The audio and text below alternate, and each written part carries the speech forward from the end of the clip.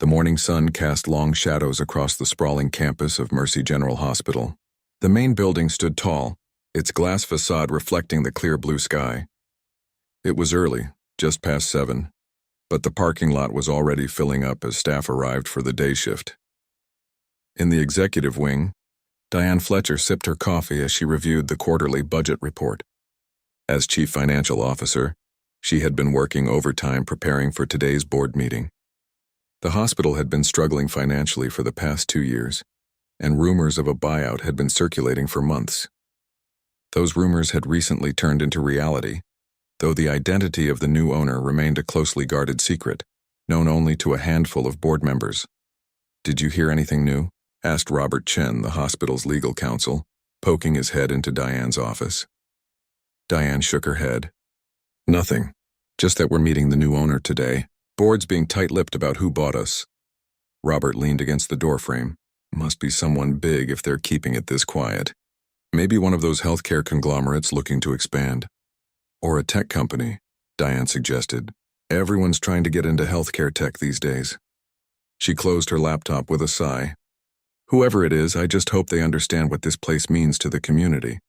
Meanwhile, 30 miles away in a secluded mansion overlooking the Pacific, Elon Musk sat on his terrace finishing breakfast while scrolling through emails on his tablet.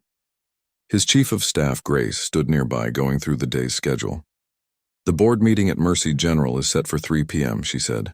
"Your security team will be ready whenever you want to leave." Elon looked up, squinting against the morning sun. "I've been thinking about that. I want to see the hospital as it really is, not some polished version they'll present at a board meeting." Grace raised an eyebrow. "What did you have in mind?" "I'm going to visit unannounced this morning. Just walk in like anybody else." Grace's expression shifted to one of concern. "Without security? That's not advisable. I'll have Tom drive me, but he can wait in the car. I want to blend in, see how the place actually runs when nobody's putting on a show." Elon stood up, his mind made up. "The board doesn't know what I look like anyway." "Most people know what you look like," Grace pointed out. Elon grinned. "You'd be surprised how invisible you can be when no one expects to see you. Besides, I'll wear casual clothes, maybe a hat." His eyes drifted to the red MAGA hat sitting on the side table, a gift from a business associate he hadn't had the heart to refuse. Grace followed his gaze and frowned. "That might draw more attention, not less," Elon shrugged. "Or it might be the perfect disguise. Nobody expects a tech billionaire to wear one of these." He picked up the hat and put it on. "How do I look?" "Like you're asking for trouble," Grace said dryly. Elon laughed. "Sometimes a little trouble gives you the clearest picture of what you're dealing with." The acquisition of Mercy General hadn't been planned. Elon had initially been interested in a medical technology startup that specialized in AI diagnostic tools. During his due diligence, he discovered that the startup had been conducting trials at Mercy General.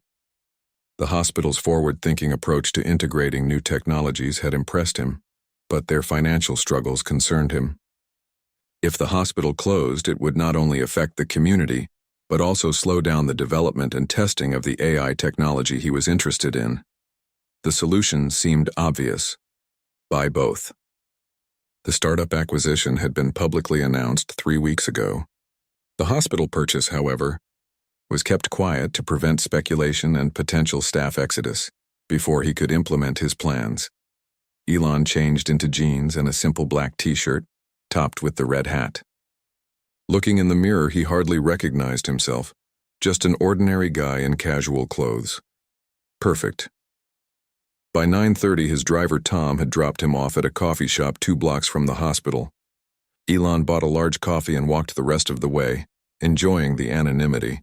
He'd left his phone with Tom to avoid being tracked and carried only a small notebook and pen in his back pocket. Mercy General was bustling when he arrived. Elon entered through the main doors, joining the stream of visitors, patients, and staff moving through the lobby. The space was clean but dated, beige tiles, wood paneling, and fluorescent lighting that had probably been installed in the early 2000s.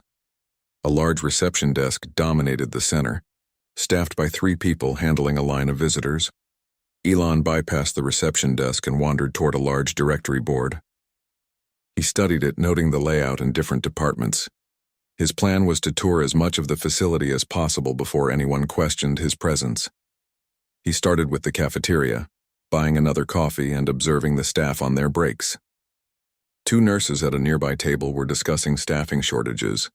A group of doctors huddled around a laptop, pointing at something on the screen and debating treatment options. The food looked surprisingly good, and the space was clean and well-maintained despite its age. From there, Elon made his way to the emergency department. He didn't go through the main doors but found an adjacent hallway that allowed him to observe the waiting area. It was moderately busy, with about 15 people waiting. The triage nurse moved efficiently, and Elon noted that despite the wait times, the staff remained professional and attentive. He jotted down a few observations in his notebook. The hospital had good people, that much was clear, but they were working with outdated systems. He watched a nurse struggle with an ancient computer terminal, hitting the same key repeatedly until the screen finally responded. Next, he took the elevator to the 4th floor, medical, surgical. As he stepped out, he narrowly avoided colliding with a patient transport team moving someone back from surgery. The hallway was narrow, and the team had to press against the wall to allow a doctor to pass in the opposite direction. Another note went into his book: space constraints, hallways too narrow for efficient movement. The ward itself was quiet. Elon walked confidently as if he belonged there, nodding to staff as he passed. No one questioned him, a testament to how busy everyone was. He noticed a whiteboard at the nurse's station with handwritten room assignments and patient needs. In an age of digital technology, they were still using dry erase markers and paper charts for many functions. He found a waiting area at the end of the hall and sat down, pretending to check his non-existent phone while listening to conversations around him. Two family members nearby discussed how compassionate a particular nurse had been, staying past her shift to help their mother get comfortable. At the desk, a charge nurse was juggling phone calls while helping a new graduate troubleshoot a medication dispensing machine. Elon felt a growing respect for these healthcare workers. They were doing remarkable work despite limited resources and outdated technology. His mind raced with ideas for improvements, not just implementing the AI diagnostic tools, but comprehensive systems that would reduce administrative burden and give these professionals more time with patients. As he made his way back toward the elevator, he noticed a door marked Staff-Only Maintenance. Curiosity got the better of him and he slipped inside. The maintenance area revealed even more about the hospital's condition: aging HVAC systems, electrical panels with handwritten labels faded by time, and parts that looked like they'd been repaired multiple times rather than replaced. A maintenance worker looked up in surprise. "Can I help you?" "Just looking around," Elon said casually. "Impressive how you keep everything running." The worker, whose name badge read Joe, seemed pleased by the recognition. "It's not easy with equipment this old. Half these systems should have been replaced years ago, but there's never budget for it." "What would you fix first if money wasn't an issue?" Elon asked. Joe didn't hesitate. "The backup generators. They're unreliable, and in a hospital, power failures can be catastrophic. Had 3 close calls last winter alone." Elon nodded thoughtfully. "Good to know, thanks." He continued his tour, making his way through 2 more floors before deciding to visit the administrative offices. If he was going to transform this place, he needed to understand the management as well as the operations. The 6th floor housed the executive offices. With their noticeably nicer furnishings and quieter atmosphere, Elon walked confidently down the hallway, glancing at nameplates on doors. He stopped outside the office labeled Richard Wilson, Administrative Manager. Watching through the glass as a middle-aged man in a crisp suit berated a younger staff member. The young woman emerged from Wilson's office with reddened eyes, clutching a folder to her chest. Elon made a mental note of Wilson's management style. Definitely something to address later. As he turned to continue his exploration, Elon didn't notice Wilson watching him through the glass, eyes narrowing at the red hat. By noon, Elon had seen enough to confirm his initial assessment. Mercy General had exceptional staff working in subpar conditions with outdated technology. The potential was enormous. With the right leadership and sufficient investment, this hospital could become a model for healthcare innovation. He made his way back to the lobby, planning to meet Tom for lunch before returning for the board meeting in his usual attire. He'd nearly reached the main entrance when he felt a tap on his shoulder. "Excuse me, sir." said a stern voice behind him. Elon turned to find himself face to face with Richard Wilson, the administrative manager whose office he had passed earlier. Wilson's expression was tight with disapproval, his gaze fixed on Elon's red hat. "Can I help you?" Elon asked pleasantly. Wilson's eyes narrowed. "I don't believe you have a visitor's badge. May I ask what brings you to Mercy General today?" The real adventure was about to begin. Elon maintained his pleasant smile despite Richard Wilson's increasingly suspicious glare. "Just taking a look around. It's a nice facility you have here." "We don't allow unauthorized visitors to wander the halls," Wilson said, his voice rising slightly. Several people in the lobby turned to look their way. "This is a hospital, not a shopping mall. There are patient privacy concerns." "Of course," Elon nodded reasonably. "I meant no harm. I'm actually here because—" Wilson cut him off, eyes fixed on the red hat. "And we have a strict policy about political displays of any kind. This is a place of healing, not political statements." Elon reached up and touched the brim of his hat, suddenly understanding the source of Wilson's hostility. He hadn't even considered that the hat would be viewed as a political statement. He'd simply grabbed it as a disguise. "It's just a hat," Elon said mildly. "It's not just a hat." "And you know it?" Wilson replied, his jaw tightening. "We have patients and staff from all backgrounds here. Political symbols can make people uncomfortable or unwelcome." A small crowd had begun to gather, watching the exchange with interest. A security guard near the entrance took notice and began walking in their direction. Elon considered his options. He could reveal his identity now and end this awkward confrontation. But something made him hesitate. Wilson's approach, confrontational rather than courteous, spoke volumes about his management style. This unexpected encounter was providing valuable insights into the hospital's culture. "I understand your concern," Elon said, "but I'm here for a legitimate reason." Wilson folded his arms across his chest. "Which is?" "I have an appointment with the board later today," Elon said, deciding on a half-truth. "I wanted to see the hospital beforehand." Wilson's eyebrows shot up in disbelief. "The board meeting? The one about the new ownership?" He let out a short laugh. "Nice try. That meeting is closed. Board members and senior executives only." "I have an invitation," Elon insisted. "From whom?" "I'd rather not say." The security guard arrived. A stocky man with gray hair and a patient expression that suggested he'd seen it all during his years at Mercy General. "Everything okay here, Mr. Wilson?" the guard asked. "We have an unauthorized visitor, Frank," Wilson said, no visitor badge, refusing to explain his presence adequately, and he gestured toward Elon's hat. "Violating our policy on political displays." Frank turned to Elon with a questioning look. "Sir, can I see some identification, please?" Elon hesitated. He hadn't brought his wallet, intentionally traveling light for his incognito visit. "I don't have ID with me." Wilson's expression hardened. "No ID. No explanation for being here, wandering around patient areas. Frank, please escort this person out." Frank sighed, clearly not enjoying this part of his job. "Sir, I'm going to have to ask you to come with me." A young nurse who had been watching the scene approached them. "Mr. Wilson, maybe we could just ask him to remove the hat. If he's really here for the board meeting?" "He's not," Wilson said firmly. "The board wouldn't invite someone who shows up without ID and wears political propaganda in a hospital. Besides, Anita, this isn't just about the hat anymore. It's about security." Elon watched this exchange with interest. The contrast between Wilson's aggressive approach and the nurse's reasonable suggestion was striking. Another piece of the puzzle that was Mercy General's culture. "It's all right," Elon said to the nurse with a smile. "I don't mind leaving. I've seen what I needed to see." This cryptic statement made Wilson's eyes narrow further. "What exactly does that mean? Who are you?"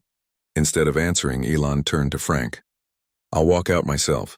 "No need for an escort, I insist," Wilson said. "Frank will see you to the door." Frank gave Elon an apologetic look. "Hospital policy, sir." "I have to walk you out," Elon shrugged. "Lead the way." As they walked toward the exit, whispers followed them. The scene had drawn attention, and now staff and visitors alike were watching the man in the red hat being escorted out by security. "Sorry about this," Frank said quietly once they were out of Wilson's earshot. "He can be a bit intense." "How long has he been in charge?" Elon asked. "About 3 years. Came in when the hospital started having financial troubles." He's good with budgets, not so good with people. Frank held the door open. Between you and me, a lot of good staff have left because of him. Interesting, Elon murmured. Thanks for the insight, Frank. No problem. Frank hesitated, then added, word of advice? If you really do have business here, come back with proper ID and maybe without the hat. Elon smiled. I'll do that. Outside, Elon walked to the coffee shop where he'd arranged to meet Tom. His driver was waiting at a corner table, scrolling through his phone. That was quick, Tom said as Elon sat down. Get what you needed? More than I expected, Elon replied, removing the hat and setting it on the table. Let's get lunch. I need to make some calls before the board meeting. While they ate, Elon called Grace and filled her in on what had happened. So you got kicked out, she said, amusement clear in her voice. I prefer to think of it as a strategic retreat, Elon replied. But yes, essentially I was escorted off the premises. Did anyone recognize you? Not a soul, which is both humbling and useful. He took a sip of his coffee. Have the board members arrived yet? 3 are already at the hospital. The rest should be there by 2:30. Perfect. And my suit? In the car with Tom, as requested. Excellent. I'll see you at 3. Elon ended the call and sat back, reflecting on his morning. The experience had been enlightening in ways he hadn't anticipated.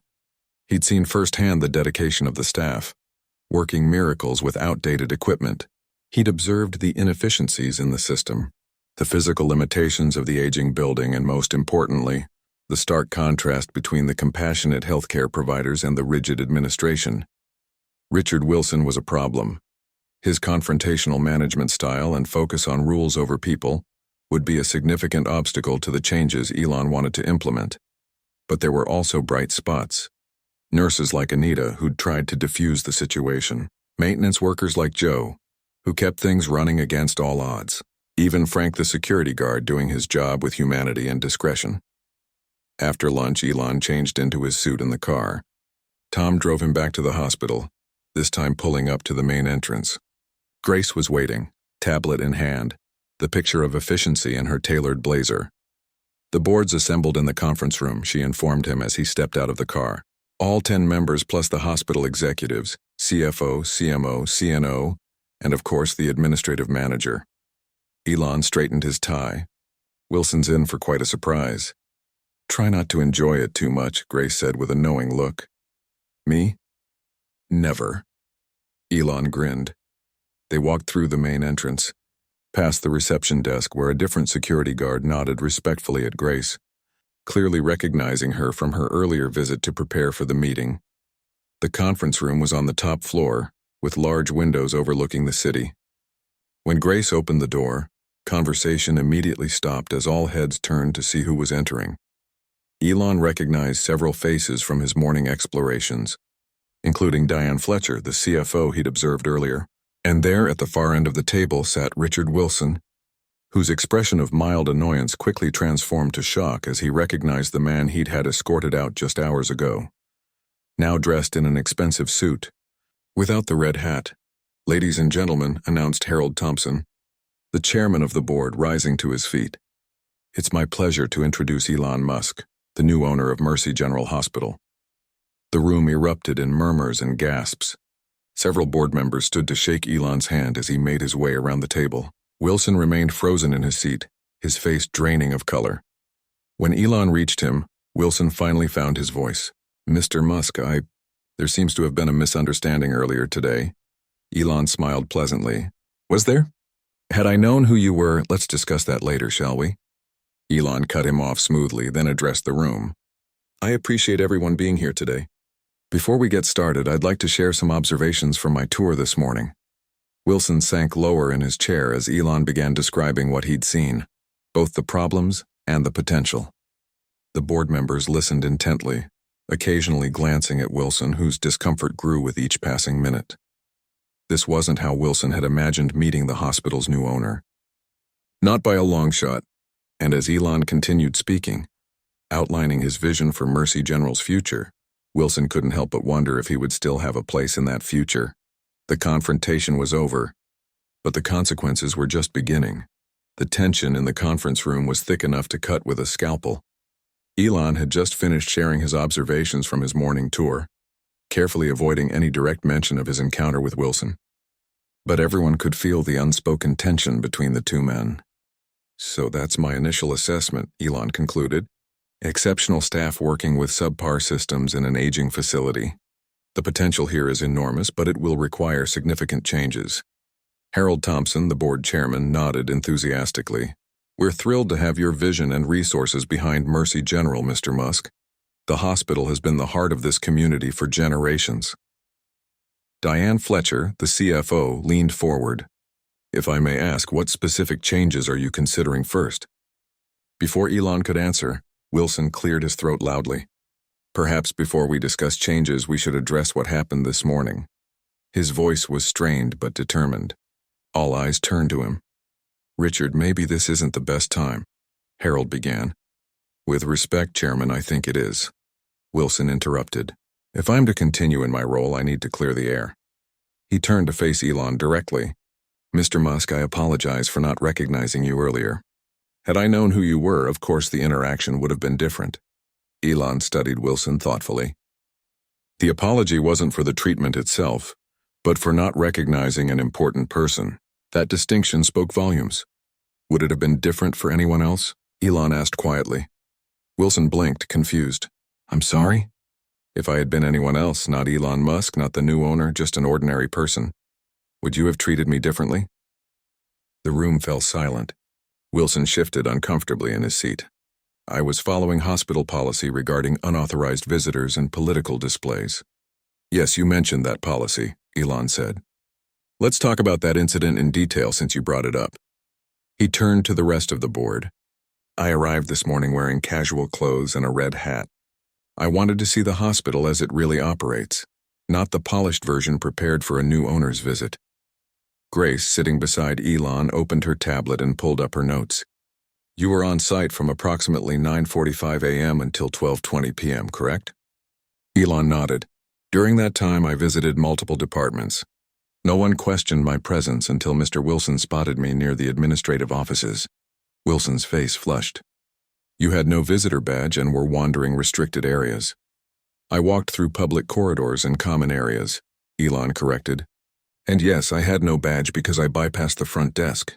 That's a valid security concern and one we should address. But that wasn't your primary issue with me, was it, Mr. Wilson? Wilson swallowed hard. As I explained, political displays can be divisive in a healthcare setting. It was a red hat, Elon said simply. A MAGA hat, Wilson countered. Everyone knows what that represents. Elon leaned back in his chair. And what exactly does it represent to you, Mr. Wilson? The trap was set and Wilson walked right into it. It represents values that many of our patients and staff find troubling. It makes people uncomfortable. Some people, Elon corrected, others might feel differently. The point is, you made an assumption about me based solely on a hat. I was enforcing hospital policy, Wilson insisted, his voice rising slightly. Let's examine that policy, Elon said. He turned to Grace. Did you find a written policy about political clothing or symbols? Grace nodded. Yes. It's in the Employee Handbook, Section 4.3. It states that staff should refrain from wearing or displaying items with overt political messages while on duty. Staff, Elon emphasized. Not visitors. Wilson's mouth opened, then closed. He hadn't expected this level of preparation. Furthermore, Grace continued, the visitor guidelines make no mention of political clothing restrictions. They only prohibit disruptive behavior that could interfere with patient care. Was I being disruptive, Mr. Wilson? Elon asked. Wilson's composure was crumbling. The hat itself can be disruptive in certain contexts. According to whom? Did anyone complain? It's a preemptive measure, Wilson said weakly. Elon turned back to the board. I want to be clear about something. This isn't about the hat. I don't care about the hat. What I care about is how situations are handled in this hospital. He stood up and walked to the window, gathering his thoughts before turning back to the group. When Mr. Wilson approached me, he had options. He could have politely asked about my purpose for being there. He could have calmly explained his concerns about the hat and requested I remove it. Instead, he chose immediate confrontation and escalation. Wilson's face had gone from red to pale. I was doing my job, he said, but his voice lacked conviction now. Let me tell you what happened next, Elon continued. Mr. Wilson called security to have me removed. But even then, there were telling contrasts in how staff responded. Elon described Frank's professional but humane approach, and Anita the nurse's attempt to find a reasonable compromise. Those responses showed empathy and problem-solving. Mr. Wilson's showed rigidity and authoritarianism. The board members exchanged glances. This was far more than a simple misunderstanding. It was becoming a case study in management styles. "Let me describe what happened during the actual expulsion," Elon said. His tone measured. He recounted how Frank had escorted him to the door with professionalism and discretion, even offering an apology and advice. "Frank did his job while preserving my dignity. That's the difference between enforcing rules and respecting humans." Wilson's eyes were fixed on the table now. The full weight of his mistake was becoming apparent to everyone in the room. "Throughout the hospital this morning, I saw the same pattern," Elon continued. "Frontline staff showing extraordinary compassion and creativity despite limitations. And management." He paused, looking directly at Wilson, focusing on rules over people. Harold cleared his throat. "Mr. Musk, while this is certainly concerning, I'm not sure." "I'm not finished," Elon said firmly. "Before I was escorted out, I witnessed Mr. Wilson berating a young staff member in his office." The woman left in tears. All eyes turned to Wilson, whose shock was evident. "How did you—" "I was walking past your office." "Glass walls, remember?" Elon's gaze was unwavering. "Is that how you typically speak to employees?" Wilson straightened his tie nervously. "That was a performance issue that required addressing." "There are ways to address performance without crushing spirits," Elon said.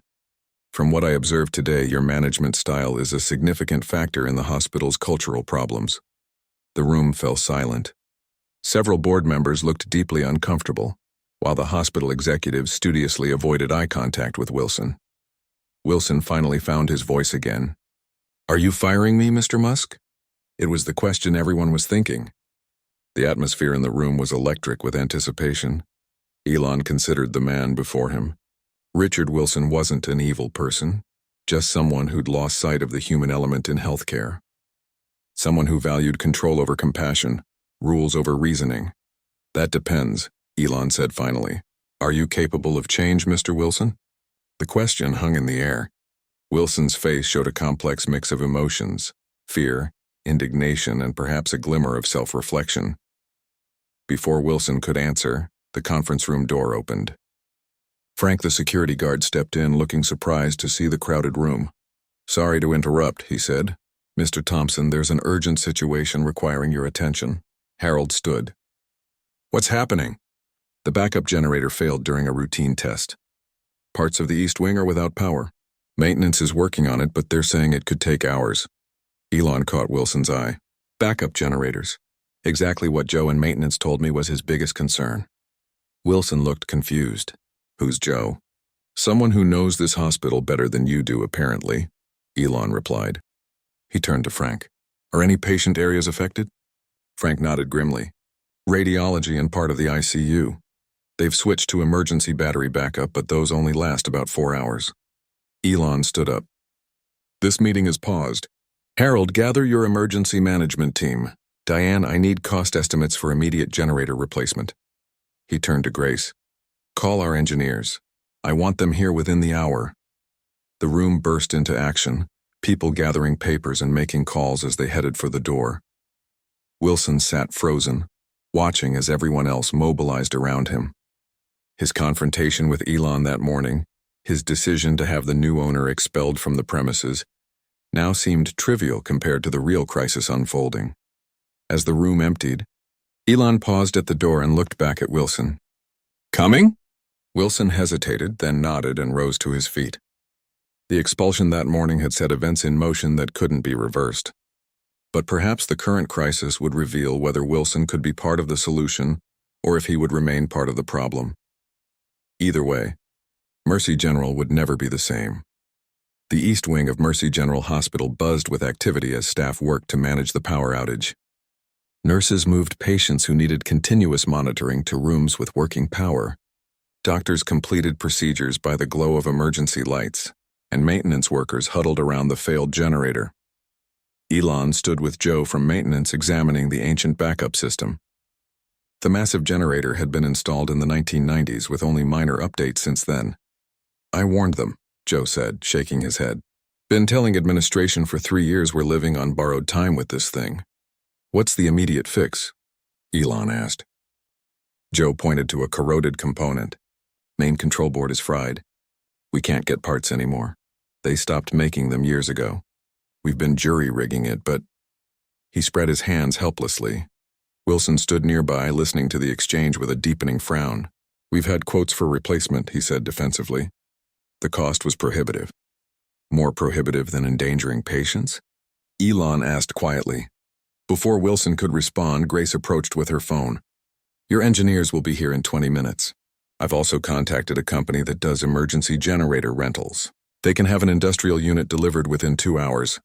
Make it happen, Elon said. Whatever it costs. He turned to Joe. How long will the battery backups last for critical areas? 3 hours, maybe 4 if we're lucky, Elon nodded. That should be enough time. He glanced at Wilson, whose face showed a mix of resentment and grudging respect. Let's check on the affected areas.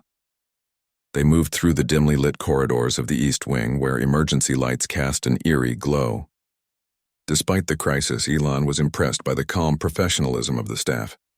No panic, no chaos, just focused determination to keep patients safe. In the ICU, the head nurse, Lisa, was coordinating care with remarkable efficiency. We've moved the most critical patients to the West Wing, she reported. The remaining patients are stable on backup power. How many transfers do you still need to make? Elon asked. 3 more, Lisa said. But we need more hands. Half our transport team is tied up in emergency surgeries that were already in progress when the power went out. Wilson stepped forward. I'll call in off-duty staff. They won't get here in time, Lisa said. Elon removed his suit jacket and rolled up his sleeves. Show me what to do. Lisa blinked in surprise, then nodded. We need to move Mrs. Chen next. She's on ventilator support. For the next hour, Elon worked alongside the hospital staff, helping to transport patients, carry equipment, and do whatever was needed. Grace joined in as well, her tablet temporarily set aside as she helped nurses organize medications in the new locations. Wilson watched this unexpected turn of events with growing astonishment.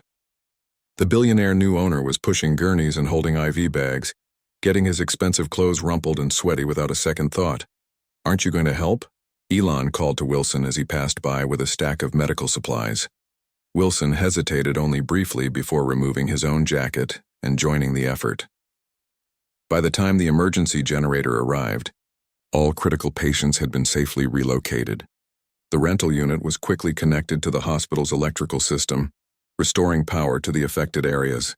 Elon's engineers arrived soon after and immediately began assessing the old generator and the building's entire electrical infrastructure. It was nearly 8 in the evening when things finally calmed down. Elon called for a debriefing in the hospital cafeteria, where staff from all departments gathered around pushed-together tables. The formal hierarchy of the morning's board meeting was gone. Doctors sat beside janitors, nurses next to administrators, everyone exhausted but relieved that the crisis had been managed without harm to any patients. First, Elon said, standing at the head of the makeshift assembly, I want to thank everyone for their extraordinary work today. What I witnessed was teamwork at its finest. Murmurs of appreciation rippled through the crowd. This situation was preventable, Elon continued, his tone more serious. The backup generator failure was a ticking time bomb that should have been addressed years ago. But instead of dwelling on past mistakes, I want to focus on solutions. He gestured to one of his engineers, a woman named Priya, who stood up with a tablet in hand. We've completed our initial assessment, Priya reported. The hospital's electrical infrastructure needs a complete overhaul, not just the backup generators. We're looking at an estimated cost of $12 million for a proper upgrade. A collective gasp went through the room. $12 million was an astronomical sum for a hospital that had been struggling financially for years. The work will begin tomorrow, Elon said simply. Another wave of murmurs. This time of shock and disbelief. Wilson cleared his throat. Mr. Musk, while I appreciate the urgency, the board typically reviews expenditures of this magnitude. There are protocols. People's lives are at risk, Elon cut in. I'm not waiting for committee approvals and budget reviews. The money has already been transferred to a special project account. The room fell silent as the staff processed this information. For many of them, it was the first real evidence of what having Elon Musk as their new owner might mean. Harold Thompson, who had been sitting quietly near the back, stood up. "On behalf of the board, I want to express our gratitude, Mr. Musk. This level of commitment to Mercy General is, well, it's unprecedented." Elon nodded in acknowledgement. "This is just the beginning. The electrical system is the most urgent need, but there's much more to be done." He looked around the room, meeting the gazes of various staff members. "I saw a lot today, both challenges and opportunities. But what impressed me most was the people." His eyes lingered on Joe from maintenance, on Frank the security guard, on Lisa from the ICU. Ordinary heroes who kept the hospital running despite the obstacles. "Mercy General isn't just a building or a business," Elon continued. "It's a community of people dedicated to saving lives. My job is to give you the tools and environment you need to do that work." The staff exchanged glances, hope beginning to replace their chronic exhaustion. For many, it was the first time in years they'd heard an administrator talk about supporting them rather than cutting costs. "There's something else you should all know," Elon said. "Some of you may have witnessed an incident this morning involving me, Mr. Wilson, and a red hat." The room grew quiet again. Several people who had been in the lobby during the confrontation shifted, uncomfortably. Mr. Wilson had me escorted from the building because he didn't recognize me and didn't approve of my hat. Elon's tone held no anger, just matter-of-factness. "At the time, I was here incognito, trying to see the hospital as it really is, not as it would be presented to a new owner." All eyes turned to Wilson, whose face flushed deeply. "I want to be clear," Elon continued. "I'm not sharing this to embarrass Mr. Wilson. I'm sharing it because it represents a cultural issue that needs to be addressed." Wilson stood up, his expression a mix of humiliation and resignation. "Mr. Musk is right. My actions this morning were misguided. I focused on enforcing a rule rather than understanding a person." He looked around the room, meeting the surprised gazes of his staff. "It's an approach I've taken too often. As many of you know, the honesty of this admission seemed to catch everyone off guard, Wilson himself included. Today was a revelation for me," Wilson continued, his voice growing steadier. "Watching how everyone came together during the crisis, seeing Mr. Musk roll up his sleeves and work alongside the staff." He shook his head slowly. "It made me realize how disconnected I've become from what really matters in this hospital." A heavy silence hung over the room. No one had expected this vulnerability from the usually rigid administrator. Elon watched Wilson thoughtfully. "Recognition is the first step toward change." Wilson nodded. "I know my management style has been difficult. I've been so focused on keeping this hospital financially afloat that I lost sight of its heart and soul, the people." He straightened his shoulders. "I understand if my position here is untenable now." It was the moment everyone had been waiting for. Would Elon fire Wilson on the spot? Elon looked around the room, taking in the exhausted but dedicated faces of the staff who had pulled together during the crisis. Some showed sympathy for Wilson's predicament. Others barely concealed satisfaction at seeing the stern administrator brought low. "Today has been a day of revelations for all of us," Elon said finally. "We've seen the best of Mercy General in how you responded to the crisis. We've seen the challenges in the failing infrastructure, and we've seen the potential for growth, not just in the facility but in ourselves." He turned to Wilson. "I don't want your resignation, Mr. Wilson." Wilson's head snapped up in surprise. "What I want," Elon continued, "is your commitment to a new approach. The financial expertise you bring is valuable, but it needs to be balanced with humanity." The tension in the room began to dissolve. This wasn't going to be a public execution, but rather an opportunity for redemption. "I believe people can change when they're given the right motivation and environment," Elon said, addressing the whole room now. "The new Mercy General we're going to build together will be a place that brings out the best in all of us." As the impromptu meeting broke up, staff members approached Elon with handshakes, thanks, and no small amount of wonder at the day's events. The man who had been escorted out in the morning had returned as their savior by evening. Wilson hung back, watching the scene with a thoughtful expression. The revelation of Elon's identity had been shocking enough, but the greater revelation had been about himself, about the kind of leader he had become and the kind he wanted to be. Tomorrow would bring new challenges, but also new possibilities. The foundation for change had been laid, built on the unexpected events of a single remarkable day. 3 months had passed since the day Elon Musk was escorted out of Mercy General Hospital. The summer heat had given way to crisp autumn air, and the hospital itself had undergone a remarkable transformation, both physically and in spirit. The main lobby, once dated and institutional, now featured natural light streaming through new skylights. The beige tiles had been replaced with warm wood tones, and the reception area redesigned to be more welcoming. But the changes went far beyond aesthetics. Richard Wilson stood in front of the newly installed digital directory board, adjusting his tie nervously. In minutes, he would be addressing the entire hospital staff at the official ribbon-cutting ceremony for the completed electrical infrastructure upgrade, the first phase of Elon's comprehensive renovation plan. "You look worried," said a voice behind him. Wilson turned to find Diane Fletcher, the CFO, watching him with an amused expression. "Just wondering if I'm the right person to be doing this," Wilson admitted. "Given my history with Mr. Musk." Diane shook her head. "That's exactly why you're the right person. It shows how much things have changed." And things had indeed changed. The most visible changes were physical. New generators, updated patient rooms, state-of-the-art equipment arriving weekly. But the most significant transformation was in the hospital's culture. And surprisingly, Wilson had become a key part of that evolution. The day after the power outage crisis, Wilson had expected to clean out his office. Instead, Elon had called him to a private meeting and offered him a challenge. "Your financial acumen isn't the problem," Elon had told him. "It's how you balance the books against the human element. I want you to lead our cultural transformation initiative while maintaining financial oversight." It had been a stunning proposition, asking the hospital's most rigid administrator to champion a cultural shift toward greater empathy and flexibility. Many staff members had been skeptical, some openly hostile to the idea. "Ready for your big moment?" asked Lisa from the ICU, joining Wilson and Diane at the directory board. Wilson smiled wryly. "Ready as I'll ever be."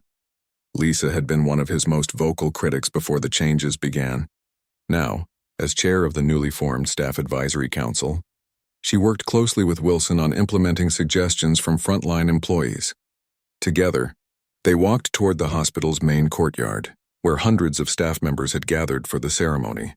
A temporary stage had been set up, with Elon already seated beside Harold Thompson and several board members. As Wilson approached, he caught sight of Frank, the security guard, who gave him a thumbs up. Their relationship had completely transformed from that fateful day. In fact, Frank now headed the hospital's revamped visitor experience team, focusing on balancing security needs with a welcoming atmosphere. Wilson took his place on stage, scanning the crowd. He spotted Joe from maintenance, now promoted to director of facilities, standing proudly with his team. The young staff member Wilson had berated in his office, Beth from HR, was there too, now leading an initiative on respectful workplace communication. The irony wasn't lost on Wilson. The people he had once criticized or dismissed were now partners in rebuilding Mercy General, while he had been forced to re-examine everything about his leadership approach. Harold Thompson stepped to the microphone. "Welcome everyone to this momentous occasion for Mercy General. Today we celebrate not just new electrical systems, but a new beginning for our beloved hospital." Applause rippled through the crowd. 3 months ago, we faced a crisis that could have ended in tragedy, Harold continued. Instead, it became a catalyst for positive change, thanks to the vision and commitment of our new owner. He gestured toward Elon. "And now, I'd like to invite Richard Wilson to share some thoughts on our journey so far." A murmur went through the audience as Wilson approached the microphone.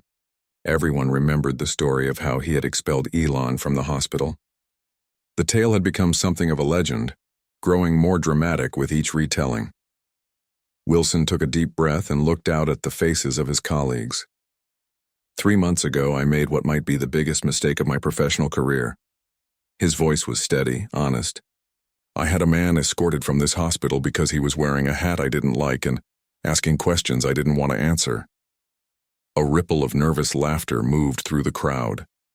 That man, as you all know, was Elon Musk, our new owner and the person who has invested not just millions of dollars, but his personal time and energy into transforming Mercy General. Wilson paused, gathering his thoughts. I could stand here and tell you about our financial improvements, our reduced wait times, our new equipment. But the most important change can't be measured in numbers. He gestured to the people gathered before him. It's about how we treat each other and our patients.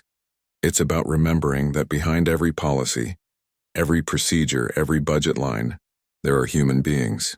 The crowd had grown quiet, listening intently. For years, I focused on rules over relationships, on problems over possibilities, Wilson continued. I thought my job was to say no, to protect the hospital's finances by refusing requests and limiting expenses. He glanced at Elon, who was watching him with quiet approval. What I've learned these past months is that true leadership isn't about control, it's about service. It's not about having all the answers, it's about asking better questions and really listening to the responses. Wilson had never spoken so openly before, and he could feel something shifting in the atmosphere, a new connection forming between himself and the staff who had once feared his criticism. The journey hasn't been easy, he acknowledged. There were days I wanted to quit rather than face the mess I'd helped create. But Mr. Musk offered me something I hadn't offered others, a chance to learn and grow from my mistakes. He turned to look at Elon directly. Thank you for that second chance. Elon nodded in acknowledgement, a slight smile on his face. Wilson turned back to the crowd. We still have challenges ahead. Change is never simple or straightforward. But I believe Mercy General is becoming what it was always meant to be, a place of healing, innovation, and genuine care. The applause was warm and genuine as Wilson stepped back from the microphone. Elon rose and approached the podium. 3 months ago, I walked into this hospital wearing a red hat and casual clothes, hoping to see the real Mercy General, Elon began. What I found was both concerning and inspiring. Dedicated healthcare professionals working within broken systems. He looked around at the gathered staff. Today we celebrate fixing one broken system, our electrical infrastructure. But the true transformation goes much deeper. Elon gestured toward Wilson. Richard just demonstrated the most powerful change of all, the ability to reflect, learn, and grow. That's the culture we're building together, at Mercy General, one where mistakes aren't career-ending disasters but opportunities for growth. The crowd nodded in appreciation. When I was escorted out of this hospital for wearing a hat, Elon continued with a smile. I could have responded with anger. I could have fired people and started over, but that would have meant losing the incredible talent and institutional knowledge that makes this place special. He paused, looking thoughtful. Sometimes the best resolution isn't to tear everything down and start over. Sometimes it's about finding what's working, fixing what isn't, and giving people the chance to be part of the solution. Elon turned to the large red ribbon stretched across the entrance to the newly renovated East Wing. This ribbon represents more than new generators and electrical systems. It represents our commitment to moving forward together. He motioned for Wilson to join him. Together they cut the ribbon as the crowd erupted in cheers. After the ceremony, as staff members toured the renovated spaces, Wilson found himself standing alone in the courtyard, reflecting on the journey of the past 3 months. Penny for your thoughts, said Elon, approaching with 2 cups of coffee. He handed one to Wilson. Just thinking about how differently this could have ended, Wilson replied. Most billionaires would have fired the manager who had them thrown out. Elon smiled. Most billionaires haven't learned what I've learned. That people are your most valuable asset and sometimes your critics become your best allies once they feel heard. Wilson nodded thoughtfully. The hat was never really the issue, was it? The hat was a symbol, Elon said. Like most symbols, it means different things to different people. The problem wasn't the symbol itself, but the assumption that everyone must see it the same way. I've been thinking about that a lot, Wilson admitted. About all the assumptions I made, about you, about our staff, about what this hospital needed. They watched as a group of nurses laughed together near the new meditation garden that had once been an unused patch of concrete. You know what the best part is? Elon said, sipping his coffee. The financial improvements. Turns out when people feel valued and have the right tools, Efficiency and cost-effectiveness follow naturally. Wilson chuckled. You're speaking my language there. I know, Elon replied. That's why you're still here. Your skills were never the issue, just how you applied them. As they stood in comfortable silence, watching the hospital staff celebrate their new beginning, Wilson reflected on how a single day, a single encounter, and a single red hat had changed everything.